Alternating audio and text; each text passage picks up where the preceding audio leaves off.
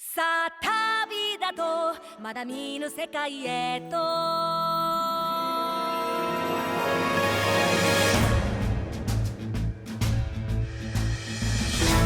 嬉しいなやっと世界が見れる物心ついた時からずっと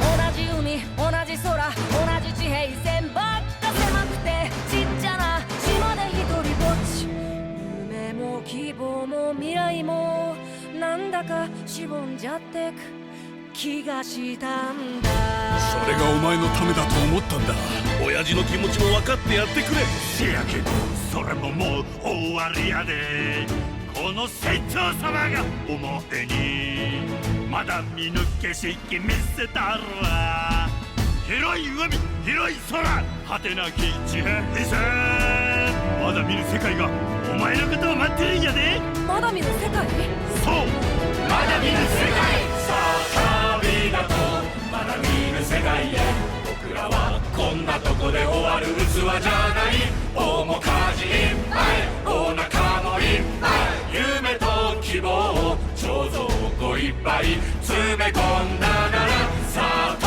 び出そうまだ見ぬ世界へこの海よりも空よりも果てなく広がるまだ見ぬ明日へまだ見ぬ君へ進め進め進め僕らを乗せてゆけ五郎丸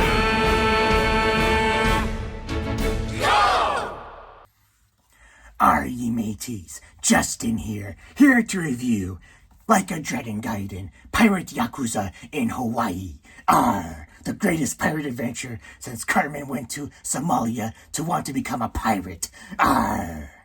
So yes, what's up everybody? This is Justin here to review you Like a Dragon Gaiden, Pirate Yakuza in Hawaii, or I have the Japanese copy right here, Ryuga Gotoku Gaiden, Pirates in Hawaii. So, earlier, a few weeks ago, I did a special walk and talk video, picking up my copy of this particular game, and now that I finally finished it, here's my chance to finally give my comprehensive thoughts and my review on it. Taking place 6 months after the events of Infinite Wealth, Majima finds himself on an island and with no memories of who he is, but still remembers his combative capabilities as he instantly has to defend a boy from dastardly pirates. He learns that the boy is Noah Rich, and he has a pet tiger cub named Goro, and they are on an island owned by his father, Jason, a washed-up treasure hunter who runs a small bar on the island and is overprotective of his children. Due to Noah's asthma, he has been stuck on the island his whole life, and Majima needs a way out, and Noah wants to go with him. He reluctantly promises Noah he will take him on a grand adventure, and he manages to do so by defeating some pirates that are harassing his family. And upon defeating their leader, Jack the Collector, Masaru, his former cook, tells Majima he can take his ship and go out to sea and live a pirate's life. And they named their ship the Goromaru, named after Noah's pet. So yes, as it turns out, there are other pirates in Hawaii, and Majima must recruit new friends and foes to take them on to not only regain his memories, but also seek the lost treasure of Esperanza. In addition, we also get a follow-up of the story after the events of Infinite Wealth in regards to former Yakuza doing nuclear cleanup on Nele Island, and how Palekana is also still active as a cult, and Majima must team up with his old friends and foes in order to take on the dastardly duo of Samoa Joe and Hillary Clinton mixed with that tall lady from Resident Evil 8. I will admit that the notion of making it a pirate game sounded silly to me at first, and fuck it is, but still a whole lot of fun. You get to control a ship, explore the Hawaiian seas, and still manage to avoid the Coast Guard and Navy and take on rival pirate groups within the seas and within the coliseums of Madlantis run by Samoa Joe. You can customize the Goromaru in any way you want, with not just its paint job, but with artillery as well. You can have your standard cannons, or you can also use lasers. At times, after defeating a rival ship, you can raid it with your pirate crew and take on the other crew as well. The controls to this part of this game aren't that complicated, and they're easy to get into. While out at sea, you can explore other islands and hunt for hidden treasure. You can recruit crew members in the same way Kiryu can also recruit crew members for his brawling thing at that Coliseum. And you can also ask people on the street who will join you unconditionally, and there are others that will have to meet certain requirements in order to recruit them. And many of them can be found via doing the side stories. And you can assign crew members as, let's say, well, this guy could be your first mate, and this guy could be your artillery unit, and then some you just put in your combat unit. In addition to exploring Madlantis and Rich Island, you're once again back in Honolulu, which is still the same as it is in Infinite Wealth, and many of the previous minigames are back, such as Crazy Eats, Dragon Kart, the Sega Master System, Karaoke, and arcade games with some new additions, such as Ocean Hunter. Virtua Fighter 3 is back once again, and I'm so used to playing on an arcade controller to the point that it's hard for me to play on a regular PlayStation controller. And for the racing game, if you're going to be playing manual, it's a very difficult adjustment that the face buttons correspond to a certain gear. And I'm just kind of used to using, let's say, the back shoulder buttons for shifting, or just using a racing wheel altogether. So these adjustments are very difficult for me. And I'm also glad to see the Master System is once again back, because I never had a Master System growing up and never really had much exposure to it until I started playing them through these previous Yakuza games. And though the nostalgia isn't there for me as it is for some of you longtime Sega fans, I have learned to appreciate what this console has to offer. I'm also glad I got to play Spike Out again, because I enjoyed playing this all the time at the Kawasaki Anatano Warehouse arcade while it was still open. And other mini games such as baseball, golf, and gambling casino games are back, but are retrofitted to fit within the pirate theme of this respective game. These games will give you points that you can exchange for music CDs, treasure, and members of your pirate crew. And just like in previous games, especially the previous Gaiden, you can also change Majima's appearance.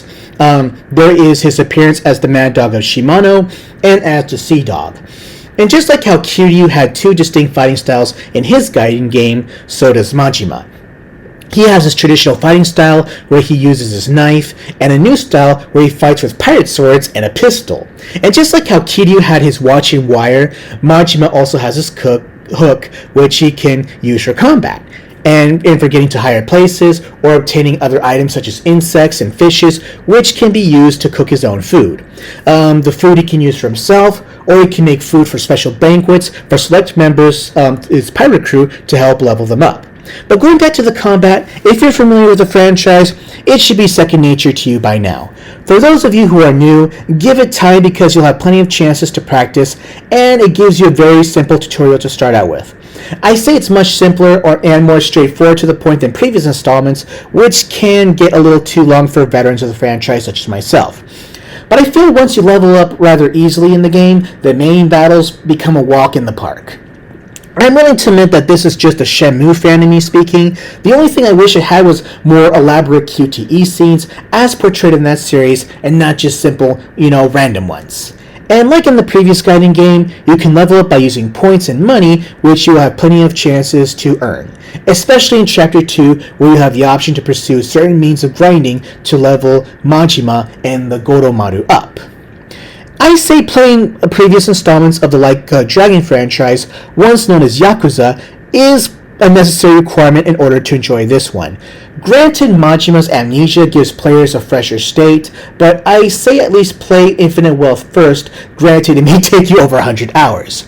As for the length of this game, I say including all the side content, it's about less than 50 hours, and a bulk of that will be grinding in Chapter 2, doing a huge majority of the side content. Granted, it's not as emotionally heavy as Kiryu's Gaiden game.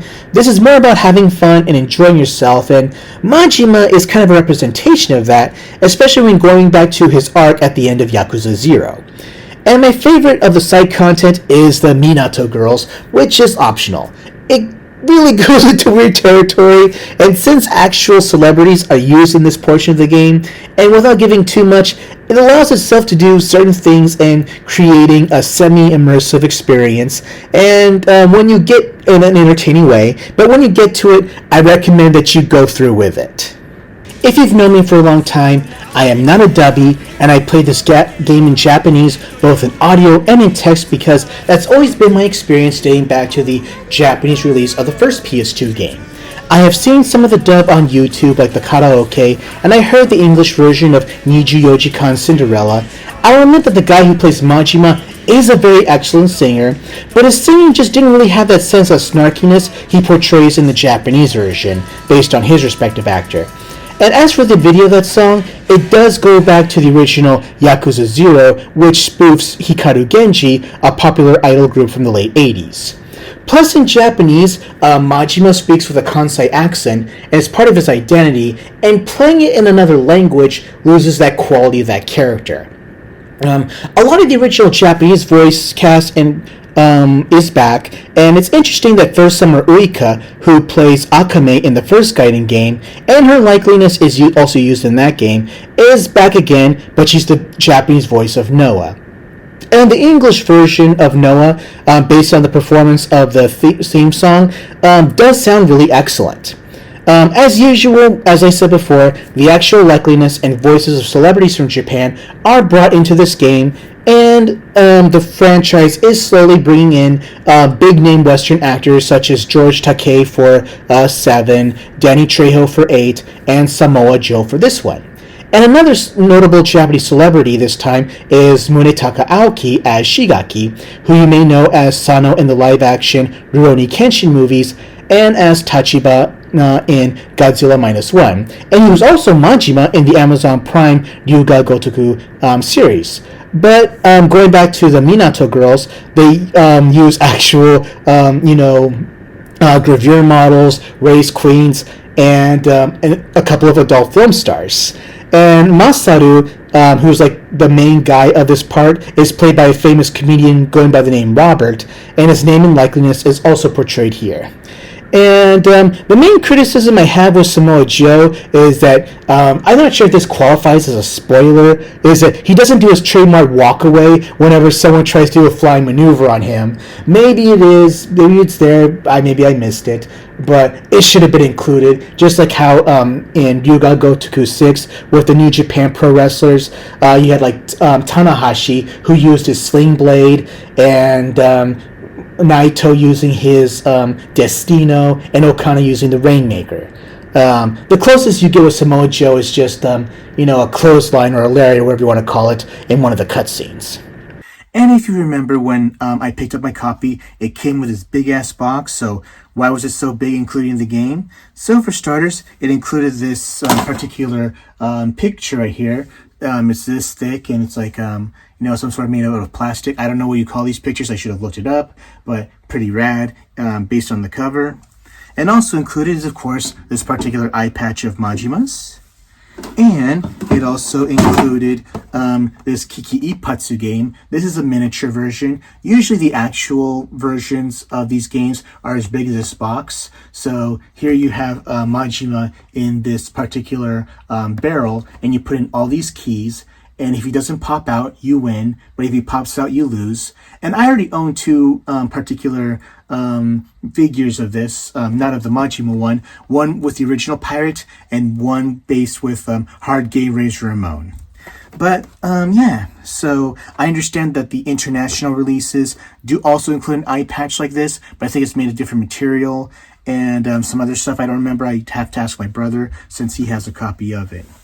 But yes, so anyway, if you're a true fan of Yakuza or the Like a Dragon series or Ryuga Gotoku, check this out. I truly enjoyed it, and hopefully they will make more future Gaiden games, maybe with Kiryu again, I don't know, based between, let's say, Zero and Kiwami. And maybe they can make some with Saejima, maybe some with Akiyama. but ideally, I would like to see one starring a young Kazuma Shintaro, maybe during the 60s and 70s, maybe post-World War II Japan, and see how the Tojo Kai was formed during that time. So the franchise, its true potential, the sky is still the limits, and hope to see more in the future. And hopefully I'll buy more special editions of the franchise. As you can see, I got the PS5 copy. It's also available for PS4. I understand outside of Japan, it's available for Xbox consoles. I usually, in a lot of stores in Japan, the Xbox section is either, as small as that cabinet behind me, or they just don't exist altogether. So, for you non-Japanese players, or those players who are not in Japan, it's pretty much available everywhere, but for those in Japan, available mostly for PlayStation consoles. Okay, see you next time, and see you on the next grand adventure.